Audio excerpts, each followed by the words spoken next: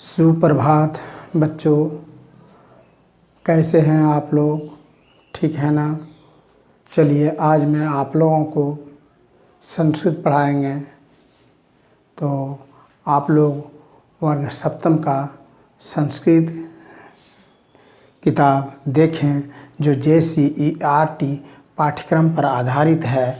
इसमें हम पंचम पाठ लेके आए हैं, जिसका शीर्षक है लालन गीतम। देखिए ये आपका पाठ्य पुस्तक से है। इसी पर आज हम लोग चर्चा करेंगे कि लालन गीतम में क्या लिखा है, इसका क्या अर्थ होता है। तो इसी को मैं यहाँ लिखा हूँ और इसको मैं अभी आप लोगों को पढ़ के इसका अर्थ बताएंगे। देखिए क्या है कि लिखा है इसमें, उदिते सूर्ये धरणी विहसति, पक्षी कुंजति कमलम विकसति, नदति मंदिरे उच्चे ढक्का, सरितः सलिले सेलति नौका। इसका अर्थ होता है कि जब सूर्य का उदय होता है तो धरती प्रसन्न हो जाती है, धरती खुश हो जाती है, पक्षी चहचहाने लगती है, कमल खिल जाते हैं और मंदिर में नगाड़े जोर से आवाज़ करने लगते हैं। आनी मंदिर खुल जाते हैं, मंदिर में नगाड़े बजने लगते हैं। उसके साथ साथ और क्या होता है, नदी के जल में नाव डगमगाने लगती है।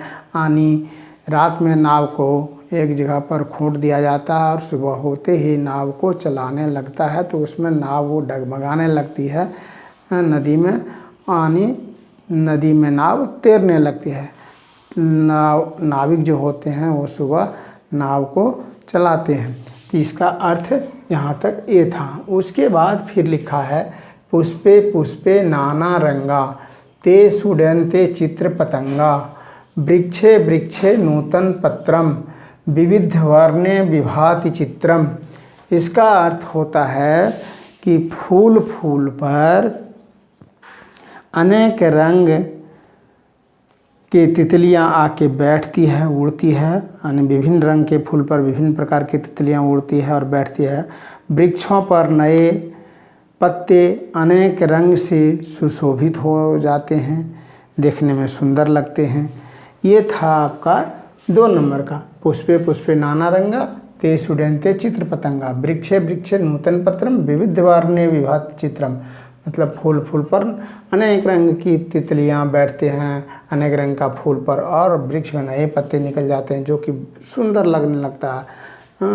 ये इसका था अर्थ। उसके बाद नीचे लिखा है, धेनु प्रात क्षप्ति दुग्धम, धेनु प्रात क्षप्ति दुग्धम, शुद्धम स्वच्छम मधुरम स्किंधम, गहने विपिने व्याघ्रो गर्जति, उच्चे स्तस्त्र च सिंह नर्दति।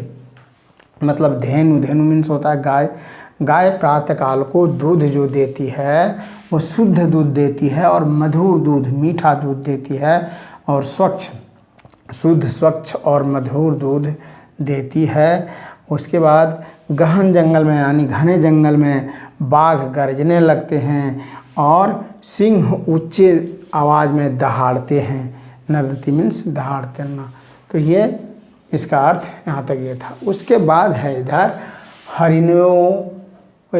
हरिणोड्यं खादति वनघासम, सर्वत्र च पश्यति सविलासम, उष्टतृंगः मंदम गच्छति, पृष्ठे प्रचुरम भारम निवहति।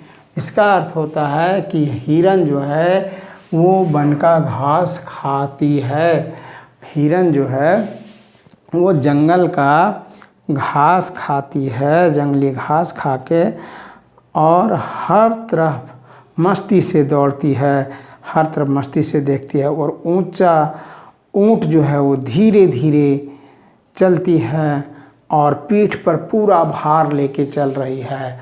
ऊंट जो है वो मंद मंद गच्छति, मतलब ऊंट धीरे धीरे जा रहा है। और पृष्ठे मीन्स होता है पीठ, पृष्ठे प्रचुरम भारम ही होती, पीठ पर पूरा भार बोझ लेके वो चलता है ऊँट।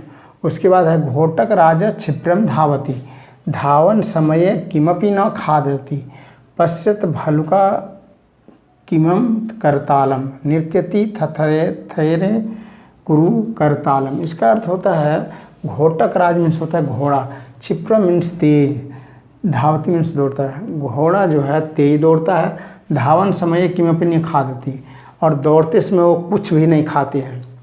उसके बाद है पश्य भालुकामी करतालम, देखो इस भालू को देखो, भालू जो है वो क्या कर रहा है, भयानक भालू है और ये ताली बजा कर था करके नाच रहा है।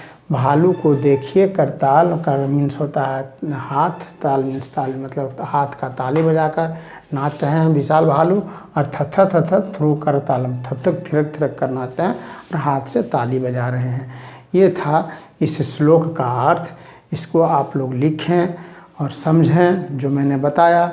यदि कहीं दिक्कत हो समझने में तो मेरा यूट्यूब चैनल को बार बार देखें और उसमें समझ में आ जाएगा। फिर उसका अर्थ लिखें और याद करें इस श्लोक को। जैसे प्रार्थना वाचन करते हैं, प्रार्थना गाते हैं, उस तरह स्वर में स्वर मिला के गावें। इससे बहुत सा प्रश्न आने वाला है। फिर हम अगला दिन हाजिर होंगे इसका प्रश्न उत्तर लेके। धन्यवाद।